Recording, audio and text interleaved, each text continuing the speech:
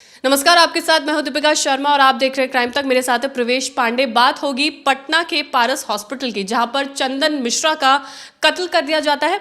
5 आरोपी, जो 5 शूटर है, वो हॉस्पिटल में घुसते हुए नजर आते हैं। वो उस रूम में घुसते हैं जहां पर चंदन मिश्रा होता है, कत्लेआम करके वो लोग वहां से निकल जाते हैं। अब इन 5 आरोपियों में से 4 की पहचान कर ली गई है। सबसे बड़ा अपडेट सामने आया है और इसमें जो पूरा इसका मास्टरमाइंड बताया जा रहा है, जिसने इस पूरी वारदात को लीड किया है, उसका नाम है बादशाह। ये बादशाह कौन है, कहां से आता है, कितने इसने कत्ल किए हैं, या किस तरीके का ये गैंगस्टर है, या गैंगस्टर बना भी है या नहीं, या सिर्फ एक्टिंग कर रहा है, इन तमाम बातों पर चर्चा करेंगे। बात होगी एडीजी के उस बयान की जो काफी ज्यादा विवाद में है, उस पर सवाल भी उठ रहे हैं। तो सबसे पहले हम बात करेंगे उस बादशाह की जो आपको सीसीटीवी में नजर आ रहा है। बादशाह के बारे में आप बताइए। देखिए, जो 5 आरोपी थे उसमें से 4 आरोपियों की पहचान हो गई। तो सबसे पहला जो आरोपी मेन, जिसने वो व्हाइट शर्ट पहनी है जिसके ऊपर फ्लावर्स का डिजाइन है, वो देखा होगा आपने, वो जानबूझकर अपना चेहरा नहीं छुपाता है। वो जानबूझकर चाहता है कि उसका चेहरा दिखाई दे और वो लोगों के रिकॉग्नाइज में आए कि भाई ये बंदा है, ये कोई फेमस गैंगस्टर नहीं है, इसने ये पहला कत्ल किया है। इससे पहले इसके ऊपर जो केस दर्ज है वो है आर्म्स एक्ट के 1-2 केस दर्ज है। इसने बाकायदा सोशल मीडिया पर अपनी प्रोफाइल बना रखी है तौसीफ बादशाह नाम से, और ये लोगों से कहता था कि मुझे बादशाह बोलो। इसको जो बोरिंग रोड पे जो लोग इसे जानते हैं, जो लड़के इसे जानते हैं, वो सब इसे बादशाह बोलते थे। इसके पास एक हुंडई कार है। उस हुंडई कार में इसने लगभग 10-20 वीडियोस बनाकर अपने यूट्यूब चैनल, ट्विटर, इंस्टाग्राम, हर जगह डाल रखे। इसने फेसबुक प्रोफाइल भी बना रखी है, उस पर 2000 से ज़्यादा इसके दोस्त हैं। और सब जितने भी पोस्ट है, सब में ऐसी पोस्ट, हम दमदार हैं, पुलिस हमारे बेल पे आती है। मतलब जो भौकाल वाले आजकल जो सोशल मीडिया वाले गुंडे नहीं है, बिल्कुल। लेकिन इसने, इन लोगों ने जो स्टाइल चुना पूरे क्राइम का, वो पूरी तरह से प्रभावित था डी कंपनी से। आपने देखा होगा, मन्या सुरवे ले लीजिए, डी कंपनी की जितने भी मूवीज़ हैं, आपने देखा होगा कि उसमें किस तरह से दिखाया जाता है, कैसे शूट आउट करते हैं। डायरेक्ट जा रहे हैं सीधा और बंदूक लोड कर रहे हैं, जानबूझकर कैमरे के सामने बंदूक लोड किया जा रहा है और कैमरे के सामने सब जा रहे, किसी ने भी नकाब नहीं लगाया। शूट आउट करने के बाद ये लोग जब भागते तो 4 आरोपी भागते, लेकिन ये नहीं भागता। जो तौफीक है, ये तौसीफ है, ये भागता नहीं है, ये आराम से जाता। और नीचे भी जब भागते बाकी लोग, ये आराम से जाता है। ये लोग जब उस एरिया से निकल रहे थे तो ये बंदूक निकालते और हवा में लहराते हुए जाते और शोर मचाते हुए जाते हैं, मनाते हुए कि ये कत्ल करके आए हैं। और अपनी, ये मुझे लगता है तस्वीरें अपनी जानकर वायरल भी कराना चाहता है कि लोग इसे पहचाने, कि भाई लोग इससे डर कर रहें। और ये ऐसा क्यों कर रहे थे, उसका भी जवाब है। क्योंकि जिसका मर्डर किया गया है, चंदन मिश्रा, ये खुद बहुत बड़ा गैंगस्टर है। 10 से ज़्यादा तो कत्ल इसने करवा चुका है और बहुत सारे केसेस इसके नाम पे दर्ज है। 10 साल से जेल में था और अभी कुछ दिन पे पैरोल पे आया था। तो इसको मारना मतलब एक बिहार में एक तरह से वर्चस्व की लड़ाई थी। ये खुद शेरू गैंग से थे, ये जो तौसीफ वगैरह शेरू गैंग से जुड़े हुए थे। शेरू गैंग शुरुआत में जो चंदन है उसका पार्टनर ही था, पार्टनर इन क्राइम। दोनों मिलकर फ़ोन करते थे पहले कि तुझे कल मार देंगे, और कल ही मारते थे, इतने ज़्यादा थे। पुलिस को तो एक तरह से, पुलिस का देखा जाए तो सरदर्द कम हो गया, क्योंकि पुलिस मानती है कि आपस में अगर गैंगस्टर मरते हैं तो मरने दो, उनका कोई लुकआउट नहीं है। अब जो इसमें एडीजी का बयान भी था, हाँ, वो बड़ा वायरल था। एडीजी का बयान है, उस पर भी एक वीडियो बनाई है, वो भी आप देखिएगा। लेकिन जो ये मिश्रा की फैमिली है, चंदन मिश्रा की फैमिली, रिपोर्ट्स के मुताबिक न्यूज़पेपर में भी छापा गया है, फैमिली का मानना ये है कि इनको पहले से डेथ कॉल्स मिलती थी, यानी कि थ्रेट मिलते थे इनको कि चंदन मिश्रा को मारा जाएगा या परिवार में से किसी को, यानी कि इस तरीके के थ्रेट कॉल्स इनको आते थे। और क्योंकि गैंगस्टर का एक गैंगस्टर से दुश्मनी हो जाना, यानी कि शेरू सिंह, जिससे पहले आपके संबंध बहुत अच्छे थे, उसके बाद से आप दोनों के पाथ अलग अलग हो जाते हैं। फिर आ जाती है, जैसा कि आपने कहा, वर्चस्व की लड़ाई, कि भाई अब मैं दिखाऊंगा कि तू अपना गैंग कैसे बढ़ा सकता है। अच्छा, गैंग वॉर में ये भी चीजें हो जाती है कि जब दूसरे वाले का गैंग बढ़ने लगता है, जब उसका भौकाल बढ़ने लगता है, तो दूसरे गैंग को दिक्कतें होने लगती है। मुंबई में भी ऐसा ही कल्चर था। आप अंडरवर्ल्ड को देख लीजिए, दाऊद इब्राहिम को देख लीजिए, वहाँ भी ऐसा ही था। इसके बारे में एक चीज़ बताना चाहूँगा, तौसीफ जो था वो कोई बड़ा गैंगस्टर नहीं था, लेकिन उसकी गैंगस्टर बनने की चाह थी। उसके साथ जो 3 आरोपी, 2 आरोपी भी फ्रेश हैं, मतलब जिनसे क्राइम कराया गया है, इनको जो गन्स प्रोवाइड हुई हैं वो बोरिंग रोड पे इनको लोकली मिल गई। और सबसे हैरानी की बात क्या है, ये सब कुछ हो रहा था, ये लड़के बोरिंग रोड पे घूमते थे, और ये जो जिस जगह पे पारस हॉस्पिटल में जहाँ ये घटना हुई है, वहाँ से पुलिस हेडक्वार्टर केवल 2 किलोमीटर की दूरी पर था, महज 2 किलोमीटर की दूरी पर। फिर वहाँ जो 2 थाने थे, एक जो थाना है वहाँ का लोकल थाना, मैं बताना चाहूँगा उसके बारे में। हाँ, शास्त्री नगर जो थाना है वो 2.5 किलोमीटर की दूरी पे है, और दुमरा चेक पोस्ट वो 1.5 किलोमीटर की दूरी पर। मतलब पुलिस स्टेशन से घिरा हुआ है, हेडक्वार्टर है पुलिस का, लेकिन वहाँ ये आरोपी आराम से 1 हफ्ते पहले गाड़ी लेके घूमते थे, वीडियोस बनाते थे, उस वीडियोस को ये सोशल मीडिया पे डालते थे, बाकायदा लिखते थे कि हमारे बारे में आपको खबर पता चल जाएगी अखबारों में।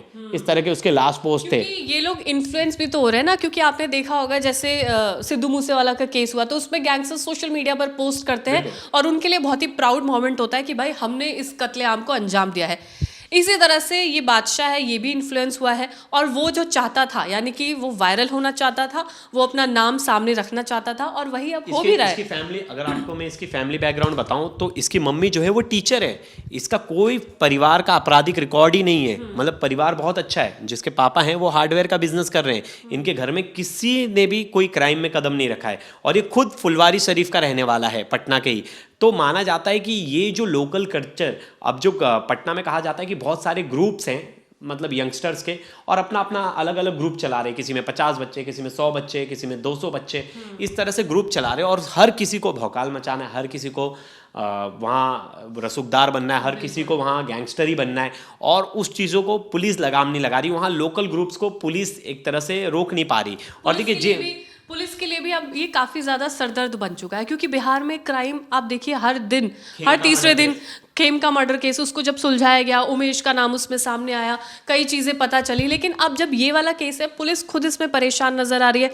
अभी जैसे वो एडीजी कुंदन कृष्णन का बयान सामने आया है, मतलब वो पहले की क्लिप है जो अब इससे रिलेट की जा रही है, जिसमें वो कहते हैं कि ये जो ऑफ सीज़न होता है लोगों का, उसमें क्राइम रेट बिहार में काफ़ी ज़्यादा बढ़ जाता है। यानी कि मई जून के महीने में जब बारिश नहीं होती है तो लोग फ्री होते हैं, उनके लिए जो असर है वो सीधा उन लोगों पे पड़ता है जो यूथ है, वो कॉन्ट्रैक्ट किलिंग करना शुरू कर देते हैं। ये मतलब तर्क किस लेवल पे दिया? उनका ऐसा कहना है कि बारिश होती है तो मतलब क्राइम कम हो जाता है वहाँ। उनका कहना ये है कि मई जून के महीने में जब बारिश नहीं हो रही होती है तब उनके पास काम नहीं होता है। उन्होंने कुछ पर्टिकुलर बेल्ट को टारगेट किया, उन्होंने एक तरह से किसान वर्ग को किया कि उनके जो यूथ है वो बहुत जल्दी मैनिपुलेट हो जाते हैं कि उन्हें ये चाहिए होता है कि अब वो क्या काम करें। अब जब वो खेती बाड़ी नहीं कर सकते हैं तो वो कॉन्ट्रैक्ट किलिंग करते हैं।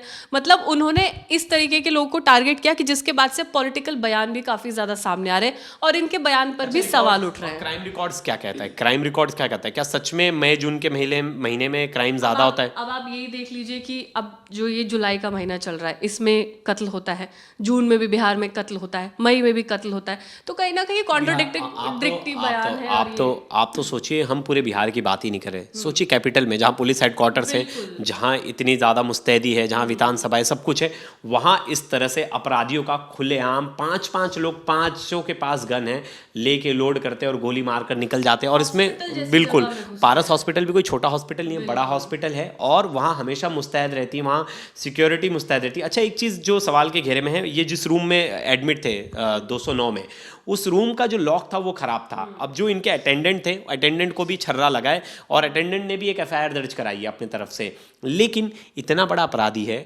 अगर आप उसे पैरोल दे रहे हो तो मुझे नहीं लगता सिक्योरिटी का उसके आसपास होनी चाहिए पुलिस को। और आप ये मान लीजिए जो बादशाह है और जो इसके लोग हैं, इसको पहले से इन्फॉर्मेशन भी थी, इन्हें ये पता था एंट्री कहाँ से होगी, एग्जिट कहाँ से होगी, कहाँ पे गार्ड होगा, कहाँ नहीं होगा, रूम का लॉक खराब है, ये भी इन्हें इन्फॉर्मेशन थी। यानी कि पूरी तरह से प्री प्लान मर्डर था।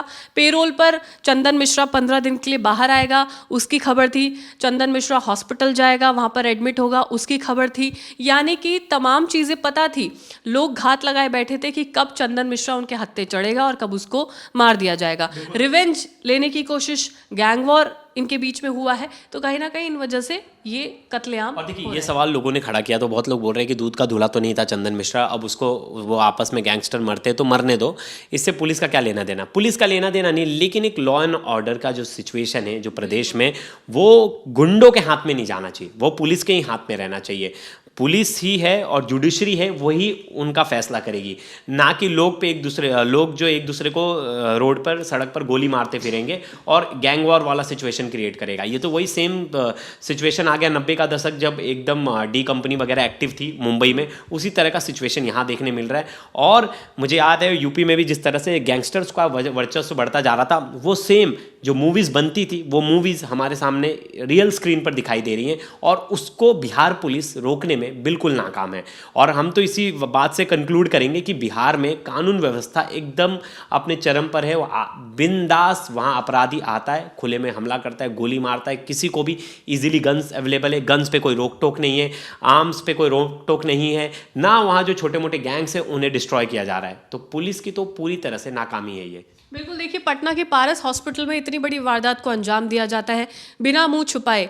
पुलिस को खुली चुनौती देते हुए ये जो 5 शूटर हॉस्पिटल में घुसते हैं, ये कहिए कि उन्हें कोई डर नहीं था। अभी तक पकड़, देखिए शक्ल उनकी सीसीटीवी में नजर आ रही है, पहचान उनकी कर ली गई है, नाम पता चल चुके हैं, लेकिन अभी तक भी ये लोग गिरफ्तार नहीं किए गए हैं। पुलिस के कितना बड़ा फेलियर इसमें साबित हो सकता है वो देखा जा सकता है। लेकिन चंदन मिश्रा हम मानते हैं वो गैंगस्टर है, मारा गया है, लेकिन इस तरीके से हॉस्पिटल में घुसकर जहां पर आम नागरिक भी मौजूद थे, अगर वहां पर किसी और को चोट लगती तो इसका जिम्मेदार कौन होता? चंदन मिश्रा को सजा देने वाला कानून है। ये गैंगस्टर हॉस्पिटल में घुस के किस तरीके से वारदात को अंजाम दे सकते हैं, ये बिहार में देखा गया है, बिहार के हॉस्पिटल में देखा गया है। कल को बिहार में क्या होगा, लोगों की जो सिक्योरिटी है उसका सवाल खड़ा होता है। लोगों की सिक्योरिटी को लेकर पुलिस में जो पुलिस महकमा है वो क्या करेगा, ये भी सवाल उठते हैं। बिहार पुलिस ही छोड़िए, आप दिल्ली में भी देख लीजिए, मुंबई में भी देख लीजिए, ऐसी वारदातों को अंजाम दिया जा रहा है। लेकिन सबसे बड़ा सवाल ये है कि आखिर ये गैंग वॉर, ये गैंगस्टर्स कब शांत होंगे? ये देखिए, इसका एक ही तरीका है। यूपी ने जो स्टाइल फॉलो किया है, जो यूपी पुलिस ने स्टाइल फॉलो किया है, उसी स्टाइल पे अगर बिहार पुलिस, हरियाणा पुलिस और पंजाब पुलिस, मैं इन तीनों का नाम इसलिए ले रहा हूँ क्योंकि हरियाणा में भी आए दिन गैंगस्टर का वर्चस्व इतना ज़्यादा बढ़ गया है कि हमने देखा फैजलपुरिया पे कैसे किस तरह से हमला किया जाता है, पंजाब में सिद्धू मूसेवाला पे किस तरह से हमला किया है। अगर यूपी का स्टाइल और मुंबई स्टाइल को ही अपनाया जाएगा तभी अपराध को खत्म कर दिया जा सकता है।